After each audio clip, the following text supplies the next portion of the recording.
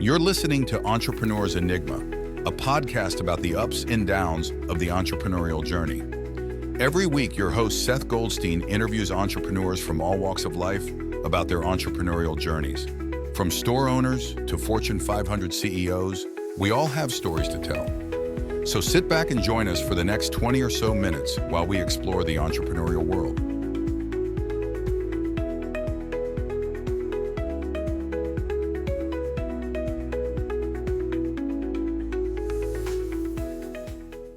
Hey everyone, welcome to another edition of the Entrepreneur's Enigma podcast. I am your host, as always, Seth, with Podcast Mastery and Goldstein Media. But enough about me, because you're not here me. God, you're not here after 300 episodes. You're not here for me. You're here for the guest. Today I have Stephanie Hayes, who is a business strategist for established business owners who have built a viable, profitable business. Yes, it still feels stagnant, uninspired, and even a little directionless. Her clients are looking for ways to build wealth rather than just income and get their business working harder for them and ultimately position them for an exit, a successful exit. Let's not forget the word successful. And Stephanie and I met when I was on her podcast, and that was a lot of fun. And she was in the States at that time, but she hails from the Vancouver area, which is we're not gonna dox you and tell you people exactly where you are, but generally the Vancouver Vancouver-ish, area. Right. Vancouver-ish area, exactly. Yeah. Very cool. So how you doing? I'm good. We're having our first day of rain in quite a long time, so it's. You need that, especially in Vancouver, around you guys. Don't you have wildfires? I mean, this is coming out in September, but we have pretty bad wildfires over here. Not so much down on the coast, but certainly in the interior. But yeah, we have 9 months of rain usually, so it's not, it's not all that welcome. But it has been pretty warm here for a while. So. Oh, guys, especially for the Great White North. I know, but that's such a misnomer, right? You guys, you're not that you guys far think north. that as soon as you pass the border, it's snow. But It's not quite that. You have to go a little farther north for that. Yeah, I mean, totally. it is true the Canadian population is on the bottom rung of the country. Oh yeah, and there is a Great White North. There sure is. Oh yeah, that's for sure. Yeah, but exactly. I've watched a lot of YouTube videos about how Canada can't, at least in the eastern part, Ontario. There's a spot where there's a giant mountain range, and it's not worth burrowing through to make it more populated up there. No, that's the Canadian Shield. That's the word, Canadian Shield, exactly.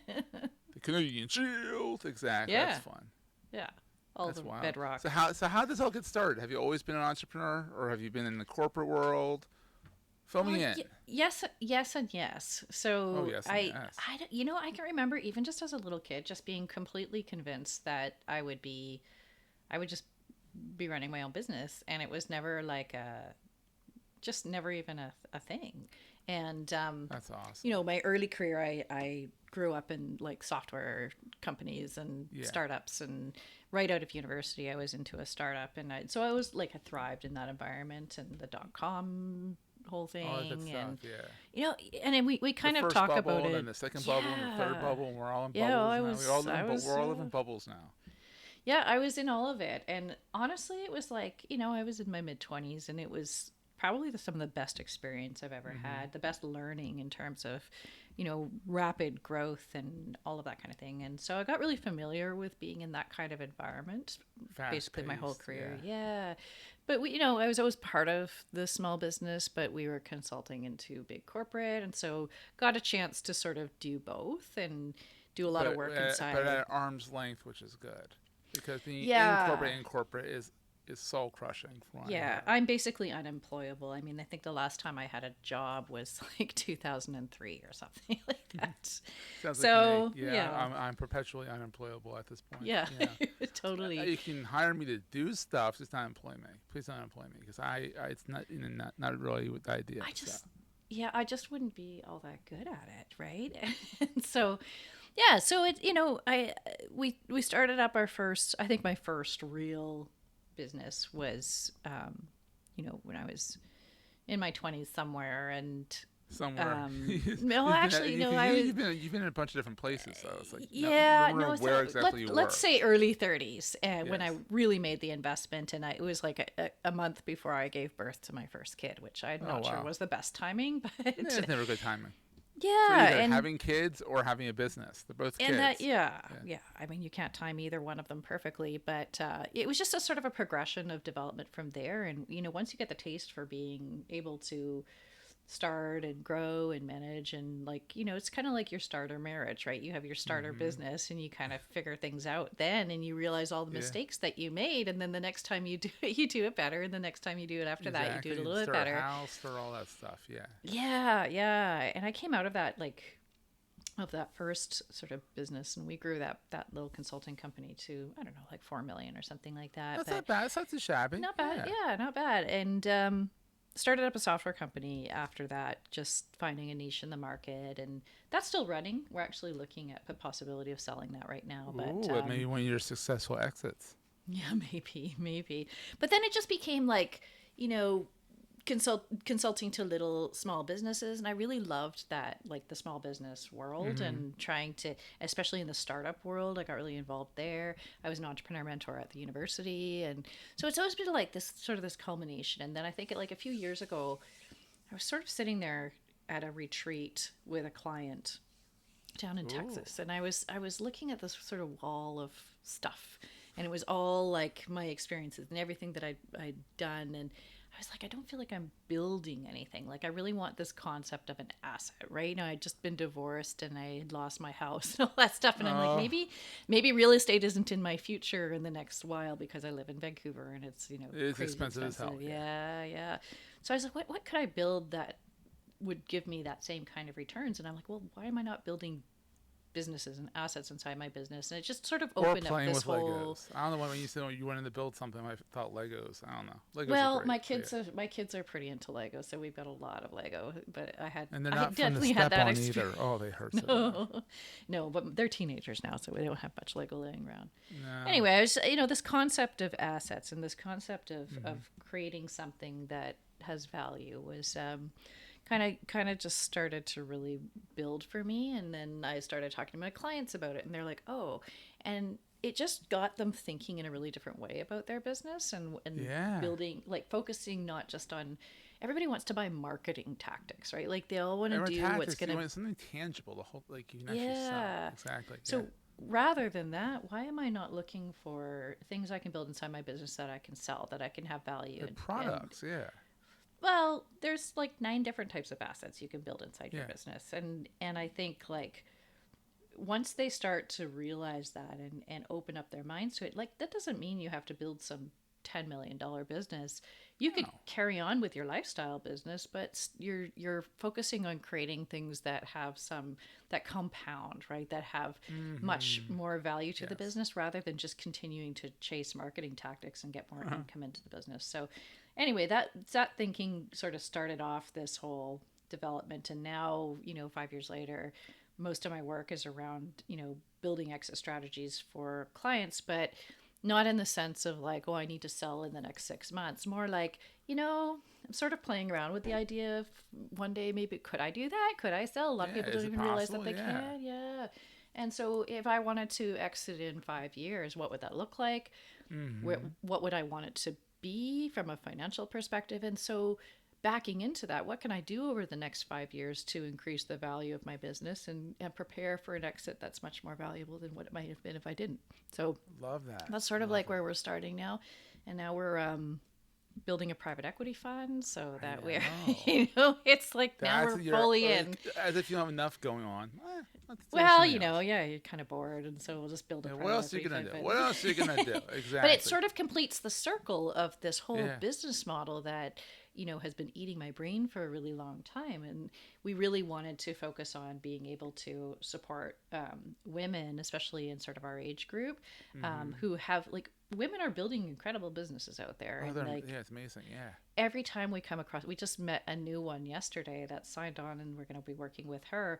And these are practitioners. These are people who came out of their sort of skill area and were like, I'm going to build a business. And they're not business people, and they don't really, you know, like have the background. And so now they're in this place where they're kind of going, something is forcing me to have this conversation around what am I going to do with this business. But it's amazing how many people have not yet had that conversation with themselves, like, where am I going with this thing? Like, what's the end goal here? What's the end goal? Like, I'm having fun, I'm building something, but what's my until strategy? life happens, and then all of a sudden you have to, right? And that's the case with this lady. You know, she's not even 40 yet, but her husband has now been diagnosed with like quite a difficult condition, and she's going to have to, and so she's all of a sudden going, oh my God, I'm gonna have to sell my business.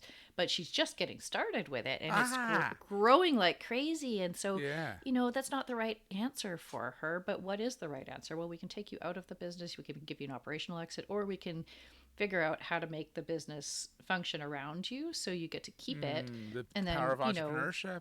Yeah, and then so you can make it fold around your life. Exactly, I like that. Right, and then so most people just don't know how to make that step, like how to get there, and so that's the kind of work that we're doing with them right now. So it's one of those three paths. Either, I'm totally done, I want to sell my business. Okay, great. Either we're gonna buy it. I want to go to Tahiti. I want to go to Tahiti and relax. Right, they're done, and so either we're gonna buy it from you, or we're gonna help you find a buyer, or they're this in is this all place the where private equity thing you're doing. Yeah. That's awesome. Or, you know, they're in this position where they're like, well, I want to sell one day, but what do I do now to make sure that that's as good as it can be? Or they're like, I want to sell because I'm being forced to, or I just don't know what the other answer is, but I actually really don't want to sell my business. I don't want to exit. I just want a different role inside my business. So how do we actually grow the business and change your role so that you're in a place where, like, it's a little bit of an exit in the sense that I'm taking myself out of the operations, but it's I still own the entity and I own the business.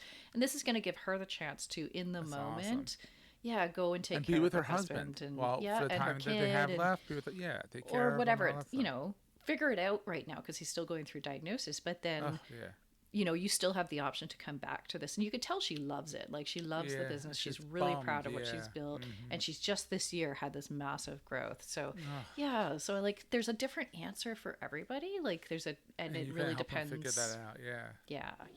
That's pretty cool. I like that. That's your new project, your new endeavor. Yeah, it's fun. It's super fun, and it's, you know, it's giving us the movement in our own business where we want to go, right? We want to build our own asset, and it's great to be consulting, and it's great to be, you know, helping people, but at the same time, I'm like, what's my future? And this is it. You got to figure out yourself as well. Exactly. Yeah. So in your mind, what is the best thing about being an entrepreneur? Since you've been pretty much an entrepreneur your whole life, but sidestepped corporate here and there, but like, what's the best thing about being an entrepreneur in your mind? It's the agency, right? It's the ability to turn on a dime, to pursue something. Like, man, if I didn't have that option to be able to go and pursue whatever sort of presents itself to me, and like make those bigger steps. You know, my parents are union, you know, grew up in that generation where it's all about like stability and what have you. They're like, watch and stuff. They're like, oh, you know, you have all these government clients. Wouldn't it be great if you could just go get a government job? I'm like, that would be death for me. Like, absolute death. So like, that's the important part is I don't think I could make as much money as I do in a job. That's right? a good feeling. Yeah. And I have control your destiny. That's right. I have the option to open up there's no end to it, right? They have the option to open up new opportunities for myself all the time. So then the flip side, what keeps you up at night at being an entrepreneur and having kids and all that stuff, you know? I don't know. I've been doing this for so long that I like, this is the new normal, but you know, I'd be lying if I said, you know, there are some times where you're kind of like, this big contract just ended, and now what? Now what? Right? And that's just like, that's why we need to build our businesses like a portfolio, right? That's why I have all these different buckets, because just like in an investment portfolio, you want diversification. In my business, I want diversification too. I want to be able to talk about that diversification in your investment portfolio and in life and in your business. I love that. That's right. Diversification is like the word of the show today. Yeah, well, that's what makes me feel a little less at risk is that, if something kind of doesn't pan out how I want it to pan out in one part of one business, I've Mm-hmm. always got other levers that I can pull. So, I guess it's at the risk of lacking focus, but Yeah. I don't know. But yeah, You clearly build can it do so it. you can, You yeah. build it so you can have focus when you have focus. When you don't have lack of Yeah. focus, you can go for a run. Yeah. I think that just comes down to how you manage your work. And that's something I've been really, really focused on is figuring out, the best way to work for myself, right? And so that I can put my focus into the different Love it. buckets at the right times, right? I love it, man. I love it. Yeah. So, what is the most important thing to carry with you all the time? This can be as woo-woo as you want to get, or as physical as you want to get. Like What is the in my most pocket, important thing to carry with you all the time? I would say self-awareness. Yes, it's kind of key when you're an entrepreneur to be self-aware of like what you're good at, what you're not good at. Yeah. Yeah, and all this other stuff. Like, if you don't have control over, I don't mean control in the sense of like making yourself think certain things, but if you don't have the tools to be able to manage the thoughts and beliefs and recognize them for what they are, that becomes really, really, that's what trips everybody up, right? Are these beliefs that show up and they feel like truth. But often the times, it's our brains trying to keep us safe and trying to keep us in a place that doesn't feel risky. And so a lot of people sort of miss out on opportunities because of that. So, and then there's all the other, the other junk. You can't do this. You've never done this before. What if someone judges you? Like all that stuff. If you don't have the tools to be able to navigate all of that and know what to do with it, that'll bring you down for sure. Exactly. We're going to take a quick break, hear from our sponsors, and get right back to the show. Self-awareness. I love that. So people can find the most value at Stephanie Hayes it's ES, so stephaniehayes.biz. And you have your little giveaway there, the 9 types of assets. And the link will be in the show notes, so everyone can just go click on that link. But we talked briefly about this, not about that there's 9 types of assets. So if you're curious, you should You're not probably going to go make me over there and recite grab all the of link. them, are you? What's that? You're not going to make me recite all of them, are you? Do you want to? No, that probably won't get them all. But the idea, like, it's Yeah. the What's thinking, the overall? right? What's the overall idea of them? Yeah. Yeah, like a lot of people, I'll present this concept to them. They're like, "Well, I don't have any assets." And I'm like, "You bet you do." But I all the bet things, you all the do. things that you have created in order to just run your business, there's a bunch of assets inside there. Like anything you've created around frameworks or, IP or content you've created can be bundled up as assets. Anything that's going to be valuable to someone, partnerships that you have are assets. Oh, absolutely. A book of business is a major asset. Your audience, your subscribers, any productized services can be assets. Events you run on a annual basis or like to have a brand, that's an asset, right there. Like when you think about it, like I have no assets, and you're like, wait, but I do. Oh yeah, everybody does, and they just don't realize it. So those are all things that, like, the 9 assets have been connected to. When you do a valuation for a business, what are the things that a buyer is going to find valuable? What is the thing that that's going to affect your valuation? And those are the things that, like, if you have really strong operations inside your business and you've documented a bunch of stuff, like, you can package that stuff up and sell it to someone else. But it also increases the value of your business. Love that. I love that. So Stephanie, where is the biggest place you hang out online besides your website? Is it LinkedIn? Probably LinkedIn. Yeah. Yeah, LinkedIn. LinkedIn's at the kind of where all the business people hang out. Why not? Yeah, Right? and you can, and like, we're live 3 times a week with the podcast as well, which you've been on. So you can Put a find link us in the show there notes on, to that as well. That's fun. yeah, on How to Founder. Yep, for sure. How the founder, absolutely. Yeah. That's a good time. Yeah. All right, Steph. Well, have a wonderful day. Thank you. You as well. And guess what? We'll see everyone next week. That was a great show.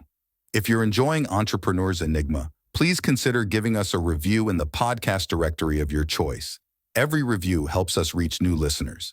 If you like Entrepreneur's Enigma, consider the other shows on the Marketing Podcast Network at marketingpodcast.net.